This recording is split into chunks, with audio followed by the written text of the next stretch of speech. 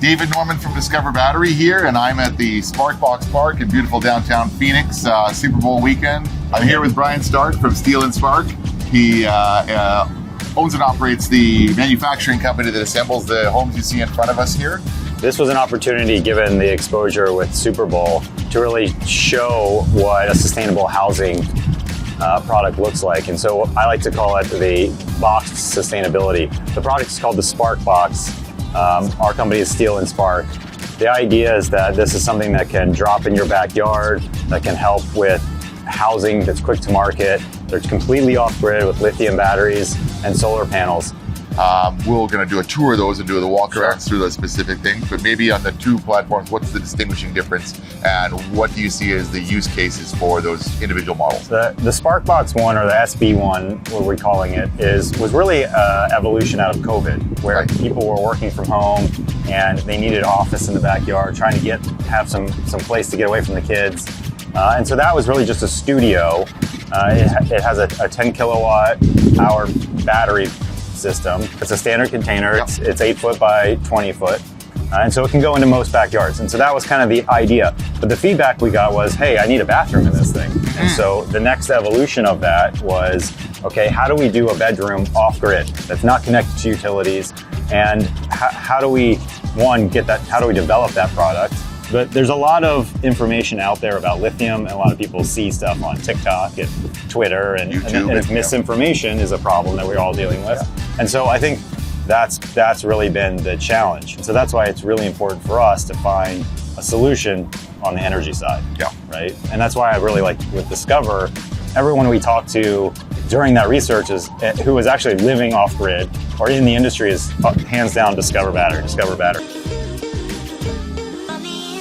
So this is the bigger bathroom model and the accessible unit, and as you can see, the door's wider. You could actually be in a chair if you needed to accommodate some disabilities there.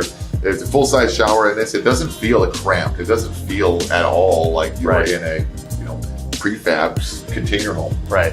I think one of the things we've done here is where the glass goes up past the ceiling. That makes it feel like a much taller space. And this space is 7 feet. It's low. It's a foot lower than what the bedroom is. Yeah. Right? So by doing things like that, I think we've increased what it feels like, and it's bright. But we've elected to go with a toilet called Cinderella, which is out of Norway, and it is an incinerating toilet. And so every 100 flushes, you pull out the ashtray, which could be used in the garden, or you throw it away. It's completely benign. So there's no water. The only difference is you have a liner that goes in before you use it. Other than that, it's pretty amazing, and it saves 2,000 gallons of water per person per year. Yeah, I mean, something like this is going to be pulling, let's say, 2,000 or 3,000 watts in doing that action, right? Right. Most tiny homes, RVs and things, that's a big load for a long time. That's generator turn on sort of a load. In this particular building, what do we have for solar on the roof? So we have 30 panels that are 410 watts each, so close to 12,000 watts. Plus, yeah. And then the battery bank, currently we have 25 kilowatt hour system, but I think we can add another one to get to 30. 30 quite easily, yeah. I mean, that's still a lot of power for something this small, but especially when you have efficient things like the lights integrated, all LEDs and low consumption devices. I would say that's probably your biggest load, frankly speaking. Yes. Excellent. Let's go out and have a look at some of the mechanical room stuff for the nerds in the audience. So what we have here to support the solar that's on the roof, there's 12,000 watts of solar roughly on the roof there. So you can see these Schneider Electric MPPT 100s. Each one of these is about a 5 kilowatt machine. So, paired up with the 12 kilowatt hours of solar one, that's why you need the 3 charge controllers. These integrate, and I think the rooftop array is 600 volts. So these integrate directly into the bus bar in this combiner box. This is your main piece of power electronics and the engine of the system. This is what's driving and powering all of the electrical loads in the suite itself. It's drawing its power, and all the solar from this system on the DC bus is coming in to this lithium battery bank. This is the Discover Battery element platform. Each one of these is a 3U 100 amp hour, 5 kilowatt hour building block that are paralleled down and combined in this combiner box with the appropriate breakers and things. You can see that these are electrically tied into one another through the combiner box, and then they're all communicating with one another over a CAN bus network. It's proprietary to Discover. It essentially is going out from there to speak and convert it to speak through to the Schneider Electric device, so that this knows what this is doing, these know what that's doing, and these can tell these how to charge it optimally. So that's a closed loop integration network system. Allows for full sort of remote accessibility, programmability, and monitoring of the system from any place that you've got phone access or internet access. You can see the status of the home. This particular bank here is 5x5, so that's 25 kilowatt hours of energy storage here. It's all lithium paraphosphate batteries, which are cobalt free, which basically means they're much more thermally stable. They're also able to be taken, very hard energy draws both in. You can charge these at 1C continuously. So this can be charged at a rate of 25 kilowatts continuously. Or it can be, pulled out of the batteries and extracted. And that's really important, especially for like a transformer-based inverter that's strength is powering in large loads. Again, motor loads, inductive loads, and things like this. These batteries are able to respond to that because they have a 3C surge rating. 3C on a battery bank this size would be, in an instantaneous or sub 10-second basis. You could pull 75 kilowatts out of these batteries.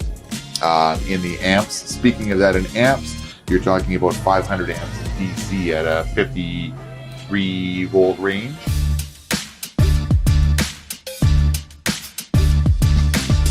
Yeah, this is our tank room. The 4 tanks in the back add up to about 1,250 gallons of fresh water.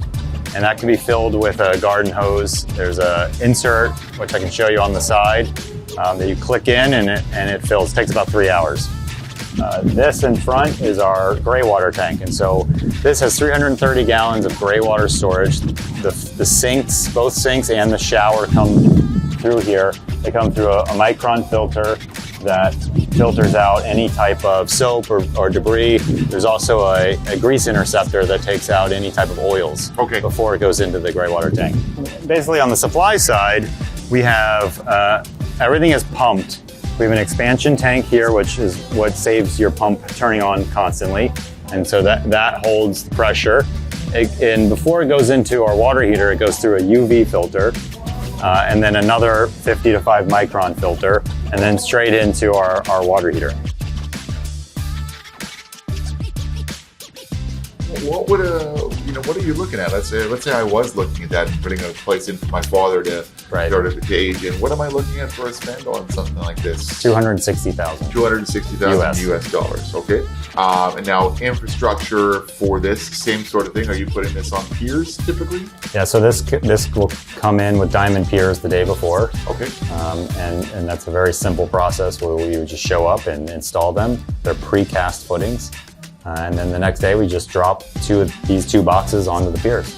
Price is the same between the finish. The cabinetry, there's different color selections, but from a pricing standpoint, everything is the same. The other thing I would point out here is all the air comes out of these, which are called sehos, and they're completely directional. So these can move, you can close them off wherever you need to point the air, and then all of your return air is going up through this grill above the kitchenette. Right, of course. So the level of detail and effort we put into hiding those things where you don't have kind of the ugly return grills in your face is really important for us.